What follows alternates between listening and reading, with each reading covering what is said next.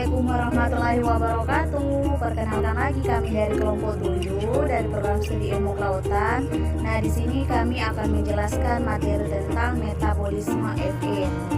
Jadi sebelumnya metabolisme itu merupakan proses kimia yang terjadi di dalam sel tubuh untuk mengubah makanan dan minuman yang dikonsumsi itu menjadi energi.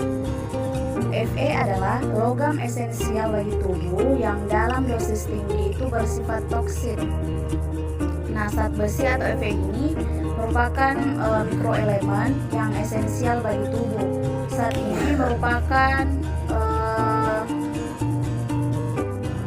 ini terutama diperlukan dalam hematopoiesis atau pembentukan darah, yaitu dalam sintesa hemoglobin atau Hb.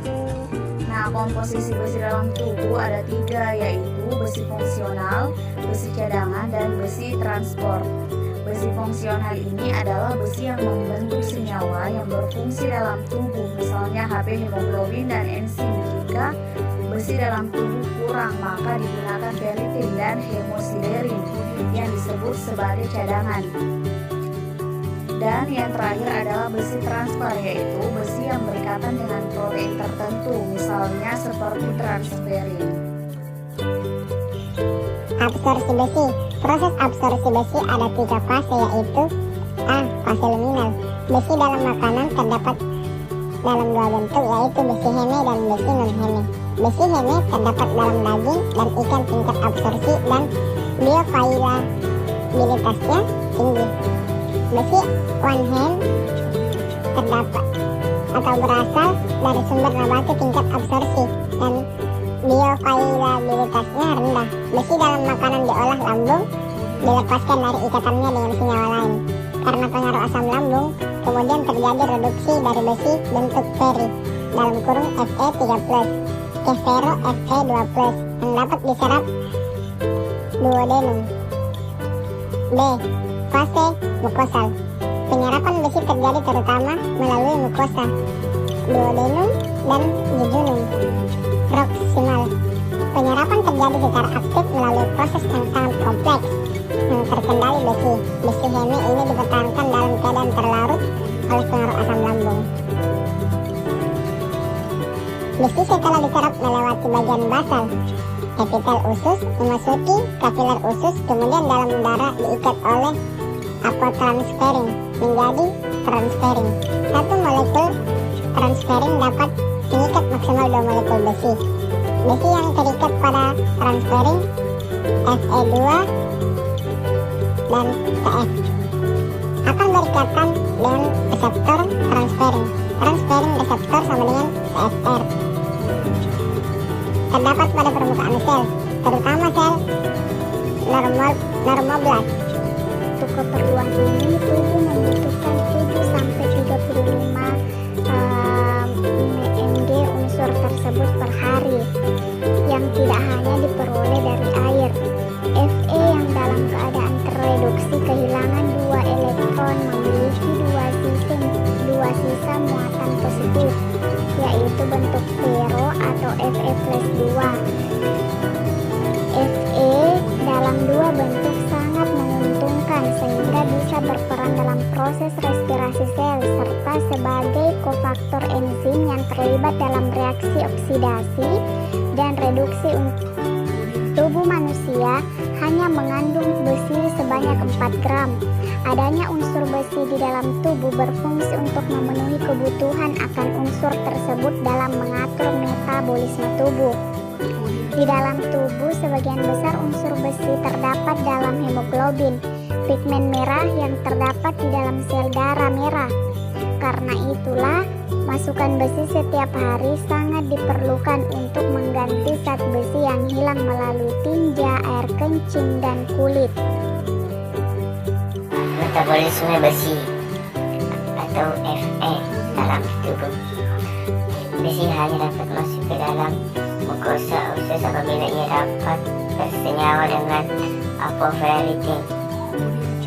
Jumlah apoferritin yang ada dalam mukosa usus bergantung pada kadar besi tubuh.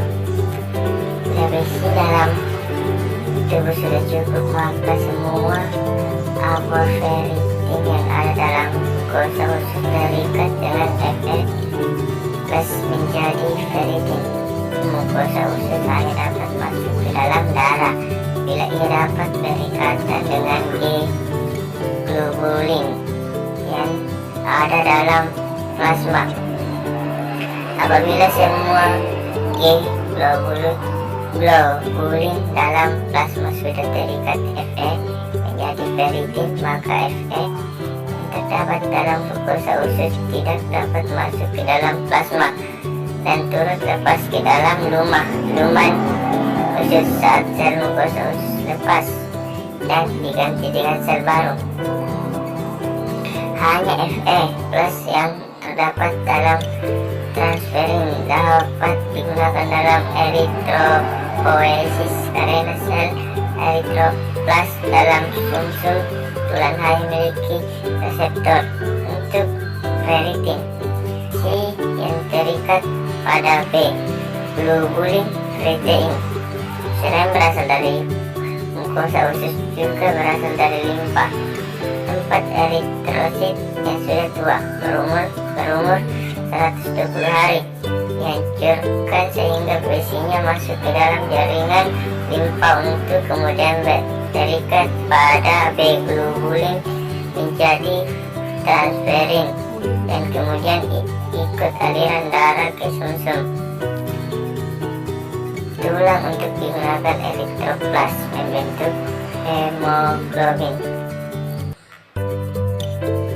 Kebutuhan besi dalam tubuh terbagi menjadi 4.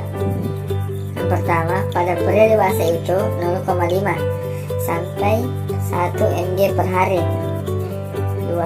Wanita menstruasi 1 atau 2 mg per hari. Wanita hamil 1,5 sampai 3 mg per hari. 4. Anak 1,1 mg per hari. Kekurangan zat besi dapat menyebabkan anemia. Namun jika zat besi berlebihan dalam tubuh bisa membahayakan kesehatan karena meningkatkan risiko gagal ginjal, penyakit hati, diabetes, dan sindrom metabolik. Manfaat atau fungsi V. Manfaat zat besi bagi tubuh terbagi menjadi 5. Pertama, digunakan dalam pembuatan hemoglobin dan mioglobin. 2. Dapat mencegah anemia. 3. Menormalkan imuniti. 4. Meningkatkan kekebalan tubuh. 5. Dapat menyembuhkan kerontokan.